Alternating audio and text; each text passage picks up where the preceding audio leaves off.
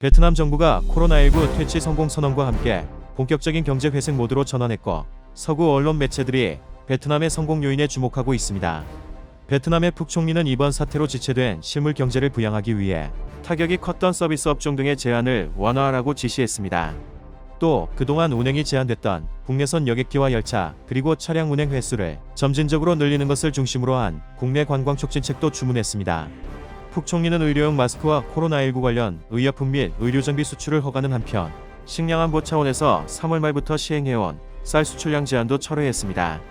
이와 함께 코로나19 예방을 위한 2주간의 격리 조치를 조건으로 해외 기술자와 숙련 노동자 투자자들의 입국을 계속 허용하라고 지시했습니다.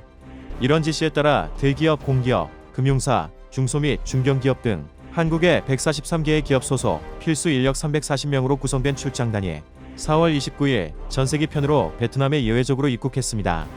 베트남은 현재 확진자가 거의 발생하고 있지 않습니다.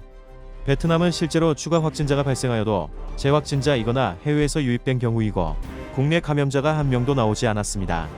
이에 따라 현재 누적 확진자는 270명으로 이 가운데 220명이 완치되어 퇴원했고, 사망자는 나오지 않았습니다. 베트남의 현재 상황을 고려해 볼 때 사태 초반에 강도 높은 조치를 취한 것은 현명한 선택이었다고 볼 수 있습니다. 한국만큼 의료 환경이 좋지도 않고 국가적으로 의료 체계가 제대로 구축되어 있지 않기 때문에 한국처럼 봉쇄하지 않고 코로나를 잡기 힘들었을 것입니다. 베트남은 2월 초 중국으로부터 오는 모든 여행객의 입국을 금지시켰고, 3월 중순에는 사업 목적을 포함한 모든 비자 발급을 중지했습니다. 나라의 모든 출입구를 막아버린 것입니다. 이로 인해 한국 기업들의 필수 인력이 이동하지 못하는 등 문제가 생겼는데, 이를 조치하는 과정에서 한국과 갈등이 생기게 됩니다.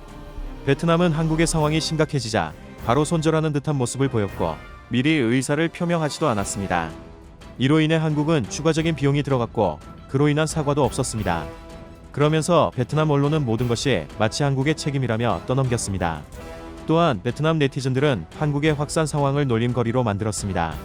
박항서 감독의 연봉에 대해서는 과도하며 스스로 깎아야 한다며 비난했습니다. 또한 최고 수준의 한국산 진단 키트를 부정적으로 평가하면서 뒤에서는 한국에게 도와달라는 모습을 보였습니다. 사람의 생명이 달려있는 심각한 상황을 놀림거리로 만든 것은 분명히 선을 넘어버린 행동이었습니다. 결국 많은 한국인들은 베트남의 태도가 배신으로 느껴진 것입니다. 이로 인해 베트남은 한국인들의 마음에 불을 제대로 붙였고, 다른 국가도 아니고 일본을 선택했던 것은 한국 국민에게 있어 베트남의 배신은 더 크게 느껴질 수밖에 없었을 것입니다. 베트남 관광청은 현재 사태가 잠잠해진 중국과 한국을 위해 관광을 정상화시키기 위한 정책을 시행할 계획입니다. 베트남의 관련 업계에서는 한국 관광객을 유치하려면 정부가 비자 발급 조건을 완화하고 절차를 간소화하는 등 행정지원 제도를 마련해야 한다고 지적하고 있습니다.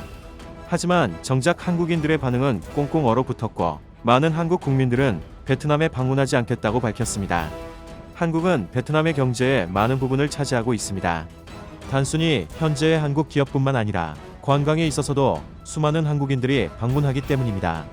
삼성전자를 포함해 현재 투자 진출한 우리 기업의 수가 8,000개가 넘고, 베트남 관광청에 따르면 지난 2019년 베트남을 찾은 외국인 관광객은 총 1,800여만 명이었고, 이 중에서 한국인 관광객이 전체 비중의 약 24%를 차지한다고 밝혔습니다. 사실상 4명 중 1명이 한국인인 것입니다. 베트남에 진출하거나 투자한 우리나라 기업이 모두 철수한다면 우리나라도 또한 많은 피해가 있을 것입니다. 대기업이 손해를 감안하고 철수하면 그곳에 상생했던 우리나라 중소기업들은 대기업과 정부의 지원 없이는 대부분이 무너지고 말 것입니다.